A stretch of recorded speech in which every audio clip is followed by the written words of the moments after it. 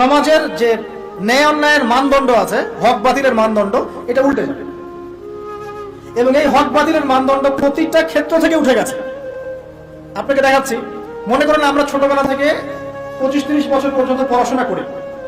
এখন জ্ঞান অর্জনের মানদণ্ড কি হবে? আল্লাহর সন্তুষ্টি অর্জন করা, আল্লাহর দিনকে শেখা, সেই দিন পালন করা, এর প্রচার করা, এর প্রতিষ্ঠা করা। ম্যাক্সিমাম আমাদের মধ্যে এখন পড়াশোনা করছে দুনিয়ার জন্য, অনলি ফর একটা চাকরি, একটা ব্যবসা, একটা ক্যারিয়ার, এতটুকু, একটা সার্টিফিকেট। তাহলে পড়াশোনার ক্ষেত্রে আপনার মানদণ্ড উল্টে গেছে। সত্য গ্রহণ করার ক্ষেত্রে আমরা মানদণ্ড কি রাখবো? যে আল্লাহ এবং তার রাসূল যা বলেছেন এটা সত্য, এর বাইরে সত্যের কোনো উৎস নাই। এখন আমাদের সত্য মিথ্যা গ্রহণের মানদণ্ড এমন, পশ্চিমারা যা বলবে ওটাই সত্য, ওটা কোরআন সুন্নাহর সাথে মিলুক চাই না মিলুক। পশ্চিমার মনে করেন যত তন্ত্রমন্ত্র আছে, যত তন্ত্রমন্ত্র, পলিটিক্যাল তন্ত্র বলেন, ইকোনমিক তন্ত্র বলেন, সামাজিক তন্ত্র বলেন, হ্যাঁ, এক একটা নাম নিয়ে বললে বুঝতে পারতেন। যে ফেমিনিস্ট রেভলিউশন, কমিউনিজম, আপনার ওই যে সোকল্ড ডেমোক্রেসি আর কি, সোকল্ড যেটা সত্যিকার অর্থে না, সোকল্ড একটা সেকুলারিজম, এটা আসলে সেকুলারিজম না, সোকল্ড সেকুলারিজম। প্রতিটা মতবাদ পশ্চিম থেকে এখানে এসেছে। এবং এগুলোকে দিয়ে আমরা কোরআন হাদিসকে এখন যাচাই করা শুরু করেছি। কোরআন হাদিসকে দিয়ে এগুলোকে যাচাই করবো এটা না, এগুলোকে দিয়ে কোরআন সুন্নাহকে যাচাই করে আমরা সত্য মিথ্যা গ্রহণ করছি। তাহলে দর্শন নেয়ার ক্ষেত্রেও কিন্তু আমরা সত্য মিথ্যার মানদণ্ড উল্টে দিয়েছি। দাসী মলিককে জন্ম দিয়েছে এখানে, তাই না? দিন প্রচার ক্ষেত্রে, দিনের ক্ষেত্রে মুসলিম যারা আছে, আমরা আমাদের মধ্যে মানদণ্ড থাকবে এমন যে আমরা উদারপন্থী হব, আমরা দিন নিজেরা পালন করব, সহজ করে দিব, মানুষ পালন করবে, দিনের দাওয়াতি কাজ হবে, প্রসার হবে, ঐক্যবদ্ধ প্ল্যাটফর্ম থাকবে। দেখবেন সব উল্টে গেছে। ব্যক্তি জীবন থেকে দিন বিদায় নিচ্ছে। বাইরে খালি দেখবেন হয়তো আমার এখানে লেবাসে দাড়ি টুপি আছে, ভিতরে গিয়ে দেখবেন যে আসলে আমার ব্যক্তি জীবনে, অর্থনৈতিক জীবনে, সামাজিক জীবনে ইসলাম নাই, পারিবারিক জীবনে নাই।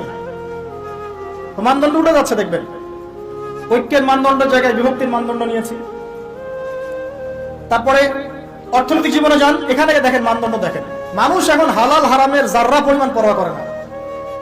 অল্প কিছু মানুষ বাদ দিয়ে এই সব কিছুর বাইরে কিছু মানুষ আছে যারা একটু ব্যাকডেটেড, সেকেলে, যারা একটু মৌলবাদী টাইপের, এরা একটু অন্যভাবে চিন্তা করে। আর ম্যাক্সিমামে হালাল হারামের কোনো বাছবিচার নাই, সমানে সুদ খাচ্ছে আর ঘুষ খাচ্ছে, দুর্নীতি করছে, টাকা আত্মসাৎ করছে, মানুষের সম্পদ লুট করে খাচ্ছে, জমি লুট করে খাচ্ছে।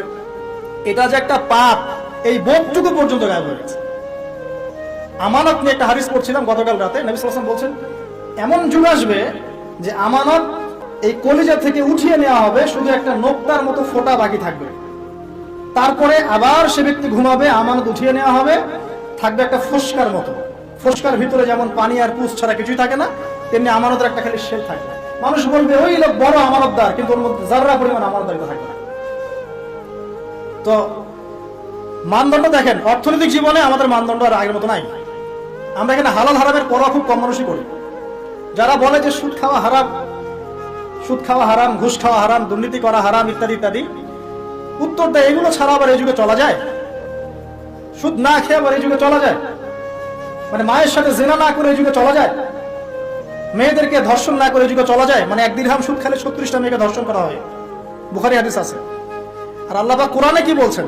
যে কোরআন মাথায় তুলে আমরা রেখে দেই সুন্দর করে, পরিষ্কার করে, একদম আলমিরার উপরে, সেখানে আল্লাহ পাক বলছেন সুদ ছেড়ে দাও, যদি না ছাড়ো তাহলে আল্লাহ এবং তার রাসূলের সাথে যুদ্ধের ঘোষণা শুনে নাও। মানুষ এখন বলছে আল্লাহ এবং তার রাসূলের সাথে যুদ্ধ না করে থাকা যায়? এখন অর্থনৈতিক জীবনে সত্য মিথ্যার কোনো মানদণ্ড নাই। টাকা উপার্জনের ক্ষেত্রে আমরা হালাল হারামের জাররা পরিমাণ পরোয়া করছি না। দাড়ি টুপি রেখেও দেখবেন অনেক সময় আমরা এমন কিছু ব্যবসা শুরু করেছি যেখানে ধর্ম অনেক দূরের বিষয়। অনেকে ধরা পড়ছে এখন বিভিন্ন অভিযানে, প্রশাসনে, দেখবেন দাড়ি টুপি পাগড়িওয়ালা। তো এরা কি ইসলাম বোঝে না? অন্যরা না হয় বোঝে না, এরাও কি ইসলাম বোঝে না? ধর্মকে অনেক সময় ব্যবসা বানিয়েছি আমরা, ধর্মকেও অনেক সময় ব্যবসার হাতিয়ার বানিয়েছি আমরা। দেখবেন বহু এমন জায়গা আছে যেখানে ভণ্ডামি হচ্ছে, বেদাতি কাজকর্ম হচ্ছে, কুফরি হচ্ছে, শিরক হচ্ছে, মানুষ লক্ষ লক্ষ টাকা ঢালছে, মানে গরু দিচ্ছে, ছাগল দিচ্ছে, কি করছে না করছে আপনারা আরো ভালো জানেন। তো হালাল হারামের কোনো পরোয়া আমরা ইকোনমিক লাইফে করছি না, আর পলিটিক্যাল লাইফে তো করার প্রশ্নই ওঠে না। কারণ এখানে এই বিশ্বে, বর্তমান বিশ্বে পলিটিক্স করতে হলে হালাল হারাম নির্ধারণ করবে পশ্চিমারা, ব্যাস, ফুল স্টপ। ওরা যেটা বলবে হালাল হালাল, ওরা যেটা বলবে হারাম হারাম, এর বাইরে কিচ্ছু নাই। আর এখন সারা বিশ্ব যারা শাসন করছে, এরা বেশিরভাগই বদ মানুষ, এরা ফাসেক আর জালেম আর কাফের আর মুশরিক, বেশিরভাগই বিশ্ব যারা শাসন করছে তাদের কথা বলছে। যত বড় বড় বৈশ্বিক সংগঠনগুলো তৈরি করেছে এরা বেশিরভাগই বদ শ্রেণীর মানুষ। ভিতর থেকে ইন্টারনালি আমি বলবো দে আর জাস্ট লাইক বিস্ট, জানোয়ারের মতো। কোথায় কার মধ্যে যুদ্ধ বাঁধিয়ে দেওয়া যাবে, যুদ্ধ বাঁধিয়ে দিয়ে অস্ত্র বিক্রি করা যাবে, কোথায় ওই মনিটরি সিস্টেম দিয়ে মানুষকে ঋণের ফাঁদে ফেলা যাবে, সুদের ফাঁদে ফেলে একটা দেশকে দখল করে ফেলা যাবে, কোথায় এখন শান্তিপূর্ণ একটা মুসলিম কান্ট্রির মধ্যে জঙ্গি ইস্যু তৈরি করা যাবে, জঙ্গি ইস্যু তৈরি করে ওখানকার মানুষদেরকে মেসাকা করা যাবে, সারাদিন এই কূটকৌশল চিন্তা করতে থাকে। বিশ্বের যত বড় বড় শয়তান আছে তারা ওই পশ্চিমা সভ্যতা থাকে। আর ইবলিস তো অনেক আগে দায়িত্ব ছেড়ে দিয়েছে, জানেন? ইবলিস অনেক আগেই দায়িত্ব ছেড়ে দিয়েছে। যখন সে এরকম চেলাপেলা তৈরি করে ফেলেছে, এখন সে রিল্যাক্সড। আরো সে বসে, ওর যে কুরসি আছে সমুদ্রের উপরে, সমুদ্রে ওর কুরসি এবং আরশ আছে, এটা জানেন নাকি? হয়তো জানেন না। সমুদ্রের উপরে ইবলিসের কুরসি আছে, আরশ আছে। এটা কুরসি না, সম্ভবত আরশই বলা হয়। আর মুসলিমদেরকে তো মানে এদেরকে তো ডিল করার কোনো প্রশ্নই ওঠে না। মানে মুসলিম যেখানে সেখানেই ডমিনেট করে। তো যারা এই জায়গায় আছে, সত্য মিথ্যা ন্যায় অন্যায় চূড়ান্ত মানদণ্ড যে আল্লাহর ওহী, এটা ওদেরকে কে বুঝাবে? সারাদিন আপনি এটা বলতে বলতে মাথা ঠোকরাতে মারাও যদি যান, তারা কি মেনে নিবে? সত্য মিথ্যা ন্যায় অন্যায় হক বাতিলের চূড়ান্ত মানদণ্ড হচ্ছে আল্লাহর ওহী, মানবে? ওই সভ্যতাকে আমরা ফলো করি এবং ওদের সবকিছু আমরা অনুকরণ করছি। দাসী তার মনিবকে অনেক আগেই জন্ম দিয়েছে। ন্যায় অন্যায়ের মানদণ্ড উল্টে গেছে এখন। আর বেশি বলতে যাচ্ছি না, আরেকটা ব্যাখ্যা আছে। সত্যি সত্যি দাসী মনিবকে জন্ম দিতে পারে, সত্যি সত্যি দাসী মনিবকে জন্ম দিতে পারে, যেটা এই 2020 সালে না আসলে, 22 সালে না আসলে আমরা বুঝতে পারতাম না। কিভাবে জন্ম দিতে পারে দেখাচ্ছি। নারী পুরুষের ফ্রি মিক্সিং চলছে সবখানে, যেখানে যাবেন সেখানে নারী পুরুষের ফ্রি মিক্সিং। যত ফ্রি মিক্সিং হয়েছে তত জেনা বেড়েছে, তত বেপরদামি বেড়েছে, তত বেশি রেপ হয়েছে, ধর্ষণ বাড়ছে। এর সাথে আছে পর্নোগ্রাফি, যেটা মানুষকে ভিতর থেকে পশু বানিয়ে দিয়েছে। বাসের মধ্যে একটা মেয়ে যাচ্ছে, 4-5 জন ধরে রেপ করে রেখে দিল।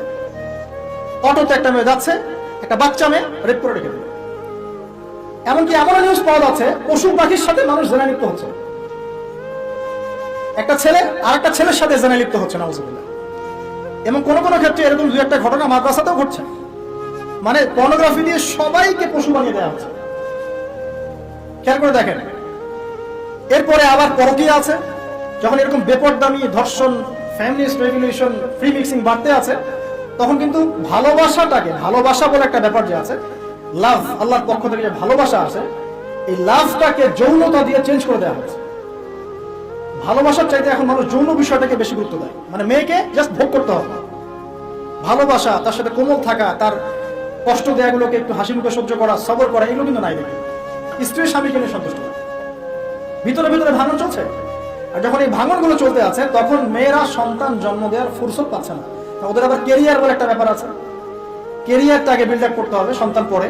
যখন সন্তান জন্ম দেওয়ার ফুরসত পাচ্ছে না, তখন কি করতে হবে? ওই পশ্চিমাদের মতো, বা এই যে আমাদের এই কর্নারে একটা নতুন ইসরায়েল আছে, এর নাম সিঙ্গাপুর, এই আবার একটা নতুন ইসরায়েল, এই ধরনের কান্ট্রিগুলোর মতো ওখানকার মেয়েরা সন্তান জন্ম দেওয়ার সময় পায় না, ওরা জেনা করার সময় পায়।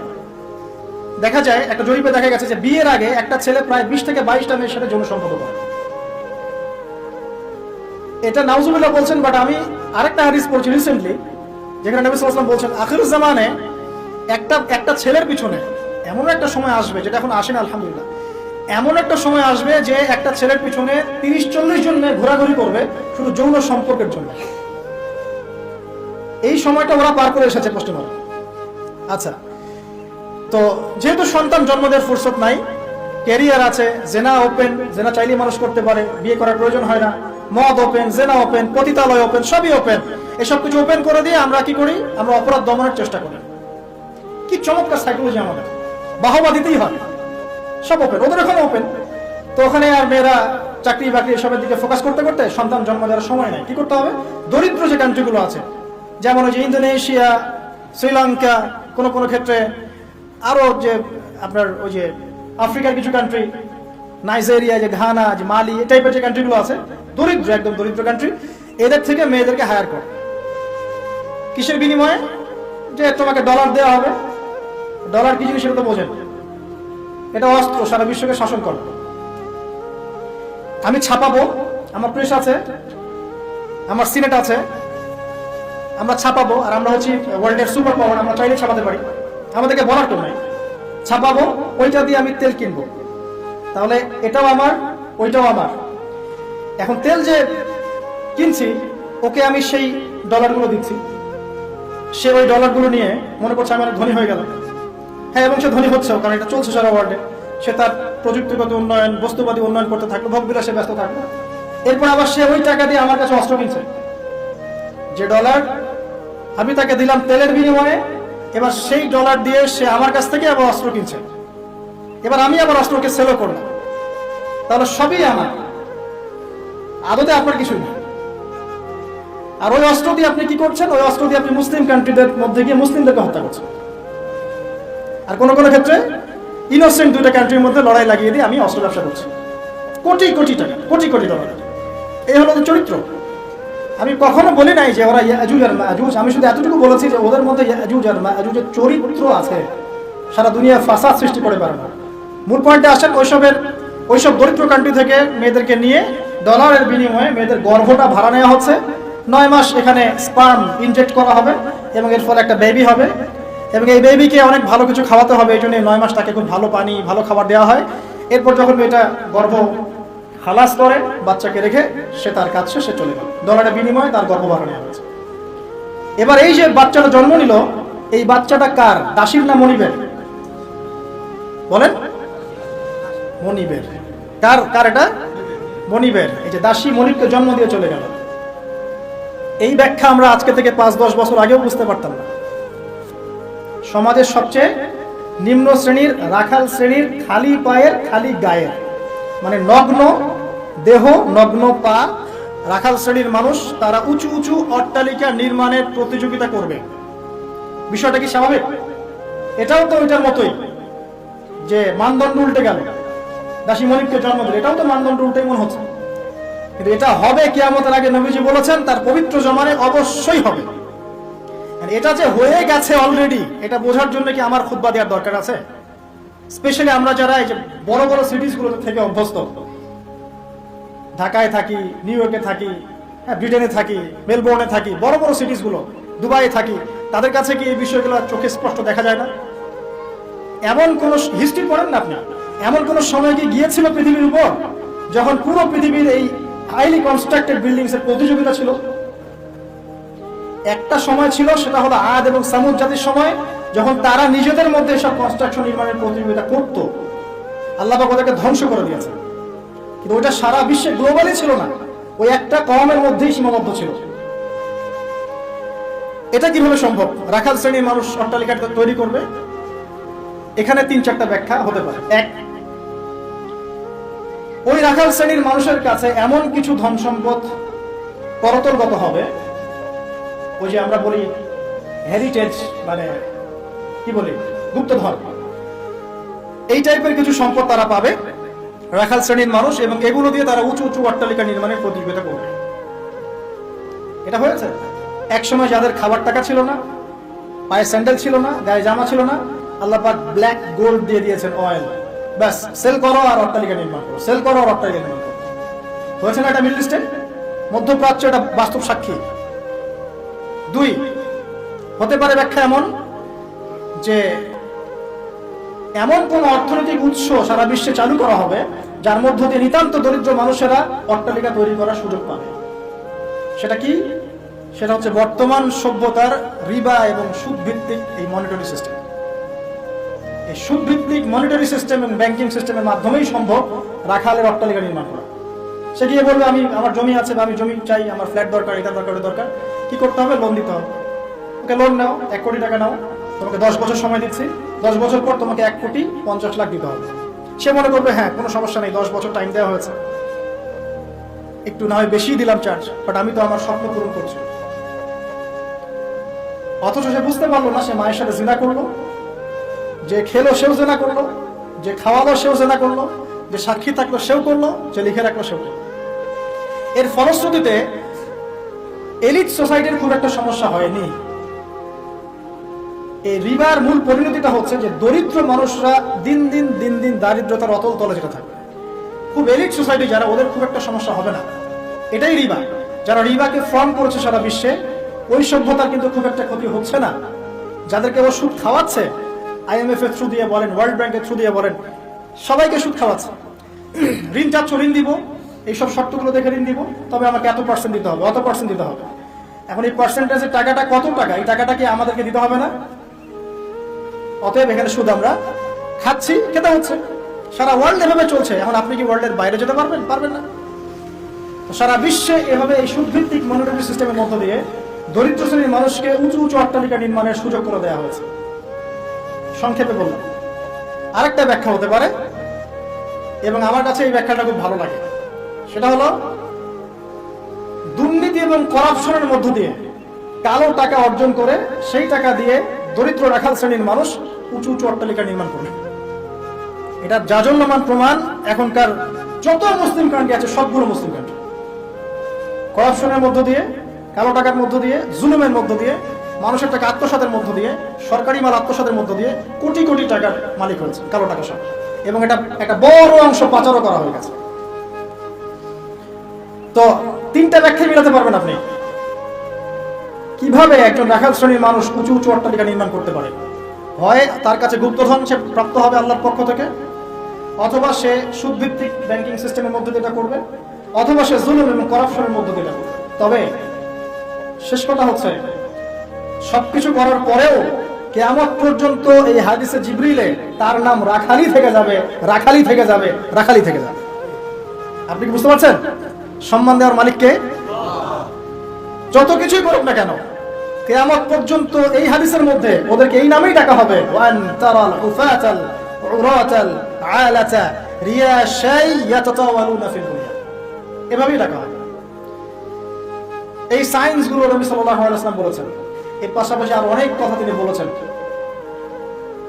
মানুষের মধ্যে ধর্মীয় জীবন থেকে ইসলাম আস্তে আস্তে সংকীর্ণ হয়ে আসবে, উম্মার মধ্যে ফাটল বাড়তে থাকবে, মানুষ দিনের জ্ঞান অর্জনকে খুব একটা মূল্যায়ন করবে না, ইলম উঠে যাবে, আলেম ওলামাদের মৃত্যু হবে, ওলামাদের উপর জুলুম আসবে, জাহেলদেরকে মানুষ আলেম রূপে গ্রহণ করা শুরু করবে, মানুষ ইসলামকে বিকৃত ব্যাখ্যা করা শুরু করবে, এবং এমন একটা সময় আসবে যে কাফের মুশরিক মুনাফিকরা পর্যন্ত ইসলামের ব্যাখ্যা নিয়ে মুসলিমদের সাথে তর্ক করবে।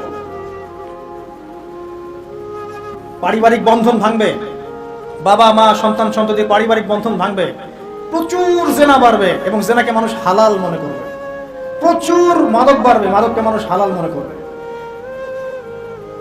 পরকীয়াকে মানুষ হালাল মনে করবে, বাদ্যযন্ত্রগুলোকে মানুষ হালাল মনে করবে, বিনোদনের নামে, এন্টারটেইনমেন্টের নামে মানুষ এমন এমন হারাম কাজে লিপ্ত হবে যার ফলশ্রুতিতে তাদেরকে একদিন বানর এবং শুয়োর বানিয়ে দেওয়া হবে। আল্লাহ পাকের দয়া না থাকলে, আর পৃথিবীতে যদি অন্য মাখলুক না থাকতো, আল্লাহ পাক আসমান থেকে বৃষ্টি বন্ধ করে দিতেন। এগুলোর ফলশ্রুতিতে মুসলিমদের উপরে দুর্দশা নেমে আসবে, দুর্ভোগ নেমে আসবে, খুনাখুনি বাড়বে, হারাজ বাড়বে। নবীজি বলছেন, হারাজ হচ্ছে এমন বিষয়, একজন ব্যক্তি মারা যাবে, সে জানবে না কেন মারা গেলাম। একজন ব্যক্তিকে মেরে ফেলা হবে, যে মারবে সেও বুঝতে পারবে না কেন তাকে মারছি, আর যে মারা যাবে সেও বুঝতে পারবে না কেন আমাকে মারলো। সবচেয়ে মারাত্মক হচ্ছে যে ফ্যামিলিস্ট রেভলিউশন বাড়বে, মহিলাদের মধ্যে বেপরদামি বাড়বে, ব্যভিচার বাড়বে, এবং পতিতাদের সংখ্যা বাড়বে।